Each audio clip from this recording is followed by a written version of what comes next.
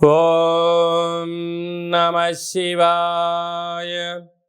ఓం నమో నారాయణాయ. కర్మ నివారణ నరదృష్టి నివారణ కాళభైరవాయ నమో నమః. ఓం కాళకాలాయ విద్మహే కాళాతీతాయ ధీమహి తన్నో శ్రీ కర్మ నివారణ కాళభైరవాయ నమో నమః. ఓం ఆంజనేయాయ విద్మహే వాయుపుత్రాయ ధీమహి తన్నో హనుమత్ ప్రచోదయాతు. హరి ఓం. మా ఛానల్కి స్వాగతం. చూస్తున్న వీక్షకులకు ప్రేక్షకులకు ప్రియ కాళభైరవ భగవద్బంధులకి స్వాగతం పలుకుతూ మమ్మల్ని ఎంతగానో ఆదరిస్తూ ఉండబడినటువంటి ప్రియ సోదర సోదరీమణులకు, జ్యోతిష్య అభిమానులకు, సనాతన ధర్మ సంరక్షకులకు అందరికీ కూడా హనుమత్ జయంతి పండగ శుభాకాంక్షలు. రామతత్వాన్ని అవలంబించుకుందాం, నిత్యము రామనామాన్ని జంపింప చేసుకుందాం, స్వామివారి ఆశీస్సులు పొందుదాం. 500 సంవత్సరాల తర్వాత మొట్టమొదటిసారిగా అయోధ్యలో రామ మందిర నిర్మాణం తర్వాత మొదటిసారిగా జరుగుతున్నటువంటి హనుమత్ జయంతి సందర్భంగా మనమందరము కూడా స్వామివారిని స్మరిద్దాం, ధ్యానిద్దాం, స్వామివారికి ఓడమాలను సమర్పిద్దాం. తమలపాకుల పైన శ్రీరామ అనేటువంటి రామాలను రాసి ఆ యొక్క స్వామివారికి సమర్పించుకుందాం. జాతకంలో ఉండబడిన గ్రహదోషాలను తొలగించుకొని అందరినీ నిండు నూరేళ్ల ఆయురారోగ్యాలుగా ప్రసాదించాలని కోరుకుందాం. 16/6/2024 నుండి 30/6/2024 వరకు పుట్టినటువంటి వారందరికీ కూడా ముందస్తుగా జన్మదిన శుభాకాంక్షలు. గతంలో వివాహం చేసుకున్న వారికి వివాహ వార్షికోత్సవ శుభాకాంక్షలు. 16/6 నుండి 30/6/24 వరకు ద్వాదశ రాశుల్లో గ్రహ గమనాన్ని ఒకసారి వీక్షింపచేద్దాం. మేషరాశిలో కుజ భగవానుడు స్వక్షత్రకారకుడు, వృషభ రాశిలో గురు భగవానుడు సంచార స్థితి, మిథున రాశిలో రవి బుధ శుక్ర సంచార స్థితి, బుధుడు స్వక్షత్రకారకుడు, కన్య రాశిలో కేతు భగవానుడు, కుంభరాశిలో శని భగవానుడు స్వక్షత్రకారకుడు, మీనరాశిలో రాహు సంచార స్థితితో ద్వాదశ రాశుల్లో గ్రహ గమనాలు ఈ విధంగా ఉన్నాయి. అందరికీ ముఖ్యంగా తెలుసుకోవాల్సిన విషయం ఏమిటంటే కుజ భగవానుడు స్వక్షేత్రంలో, బుధ భగవానుడు స్వక్షేత్రంలో, శని భగవానుడు స్వక్షేత్రంలో ఉండడము, 3 గ్రహాలు స్వక్షేత్రంలో ఉన్నప్పుడు గ్రహయోగం అందరికీ యోగదాయకం అని చెప్పి గమనించాలి. అందులో మిథున రాశిలో రవితో కలిపిన బుధ భగవానుడు అవ్వడం వలన, బుధాదిత్య రాజయోగం కారణం వలన ప్రభుత్వ ఉద్యోగ ప్రయత్నం చేసేటువంటి వారికి ఇది అందరికీ చాలా మంచి కాలము అని చెప్పి గమనించాలి. తులారాశి వారు జ్యేష్ఠమాస పూర్ణిమ బహుళాష్టమి సందర్భంగా ఎలాంటి విధి విధానాలు పాటించాలో ఈ వీడియోలో సవివరంగా సంపూర్ణంగా తెలుసుకుందాం.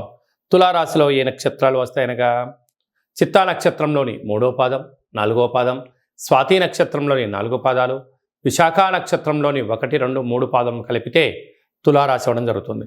చాలామందికి పుట్టినటువంటి కాల సమయంలో డేటా బర్తులు లేనటువంటి కారణం వలన పేరు యొక్క మొదటి అక్షరాన్ని అనుసరిస్తూ ఆ రాశిని తెలుసుకునే ప్రయత్నం చేద్దాం.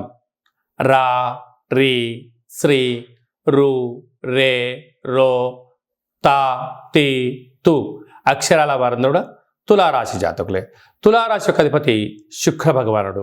వీరికి పంచమ స్థానంలో శని భగవానుడు స్వక్షేత్రకంగా ఉండడం వలన సున్నితమైన స్వభావం కలిగి వృత్తుల యందు, ఉద్యోగాలలో, వ్యాపారాల్లో, కుటుంబంలో పిల్లలతో ఆ ప్రేమానురాగాలు, ఆప్యాయత, అనురాగం ఉండడం జరుగుతుంటుంది. కానీ వీరి యొక్క మంచితనము ఎదుటి వ్యక్తులకు ఒక ఆసరాగా వారి అంతే. వారికి ప్రేమకు పిచ్చోళ్ళు, వాళ్ళకు గౌరవానికి పిచ్చోళ్ళు, వాళ్ళకు నేనంటే పిచ్చి ప్రేమ అని చెప్పి ఎదుటి వ్యక్తులు వీళ్ళని చులకనగా చూస్తూ ఉంటారు. కానీ ఎదుటి వ్యక్తి మీ మంచితనాన్ని గౌరవించకపోవడము మీ మూర్ఖత్వంగా భావించగలగాలి. అంటే మీకున్న మంచితనాన్ని వాళ్ళు సద్వినియోగపరచుకోవడం, వాళ్ళ అవసరం అయిపోయిన తర్వాత మిమ్మల్ని రోడ్డు మీద వదిలేసిపోయే పరిస్థితి ఉంటుంది. ఎవరితో ప్రేమగా ఉండాలి, ఎవరితో గౌరవంగా ఉండాలి, ఎవరితో ఎంత హద్దుల్లో ఉండాలనేది నిర్ణయించుకోవడం తులారాశి వారి యొక్క వ్యక్తిగతం అని చెప్పి గమనించగలగాలి. 6వ స్థానంలో రాహు సంచార స్థితి ఉండడం వలన వృత్తులలో, ఉద్యోగాల్లో, వ్యాపారాల్లో అప్పులకు ఇది సరైన సమయం కాదు. దయచేసి అప్పులు ఇవ్వద్దు, అప్పులు తెచ్చుకోవద్దు. రెండిటి వల్ల ఏమవుతుందంటే మీరు శారీరకంగా, మానసికంగా కుంగిపోవడం, స్థిరాస్తులు చరాస్తులు పోగొట్టుకోవడం, సమాజంలో మిమ్మల్ని అనేక మంది వేలెత్తి చూపించే పరిస్థితి చాలా అధికంగా ఉంటుందని చెప్పి గమనించాలి. సప్తమ స్థానంలో కుజ భగవానుడు స్వక్షేత్రకంగా ఉండడం వలన కుజదోష ప్రభావం కారణం ఉండినను వివాహ ప్రయత్నాలు కలిసి రావడం, వివాహానికి అడుగులు వేయడం, చిన్న చిన్న విషయాలకు ఆందోళన తగదు, శత్రువులు పొంచి ఉన్నారు, దూర వాయు జల ప్రయాణాలు చేసేటప్పుడు ఎన్నో జాగ్రత్తలు అవసరం. మీ జన్మ నక్షత్రం రోజున పూర్ణిమ అష్టమి తిథి ఎందున యంత్రాలతో ఆయుధాలతో చెలగాటం ఆడవద్దు, అపహాస్యానికి పనికిరాదు. వీరినంత వరకు గౌరవాన్ని ఇచ్చి పుచ్చుకునే ప్రయత్నం చేయండి, అన్నింటా విజయం మీ సొంతమవుతుంది.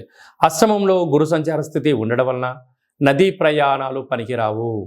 నీటిలో దూకడాలు, ఎలక్ట్రికల్ వస్తువులతో ఆయుధాలతో దూర ప్రయాణం చేసేటప్పుడు తెలిస్తేనే చేయండి, వీలైతే తెలుసుకునే ప్రయత్నం చేయండి. దీనివల్ల ధనం సమయం వృధా అవ్వకుండా ఉండే పరిస్థితి ఉంటుంది.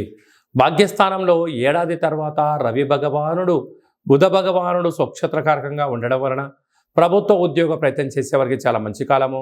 వివాహమైన దంపతులు భార్య పైన భర్త, భర్త పైన భార్య అన్యోన్యంగా ఉండడం వలన వీళ్ళు ప్రారంభించబోయేటువంటి అన్ని పనులలో విజయం మీ సొంతం కాబోతుందని చెప్పి గమనించాలి.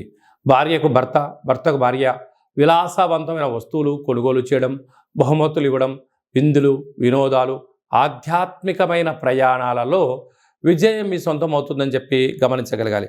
వ్యయంలో కేతు సంచార స్థితి ఉండడం వలన చిన్న చిన్న విషయాలకు ఆందోళన తగదు, మౌనంగా ఉండండి, ప్రతి విషయాన్ని పరిశీలించండి. ఫేస్బుక్లో కానీ వాట్సాప్లో కానీ దయచేసి ఎలాంటి విషయాలను ఫార్వర్డ్ చేయొద్దు, కొన్ని వచ్చే లింక్స్ని ఓపెన్ చేయొద్దు.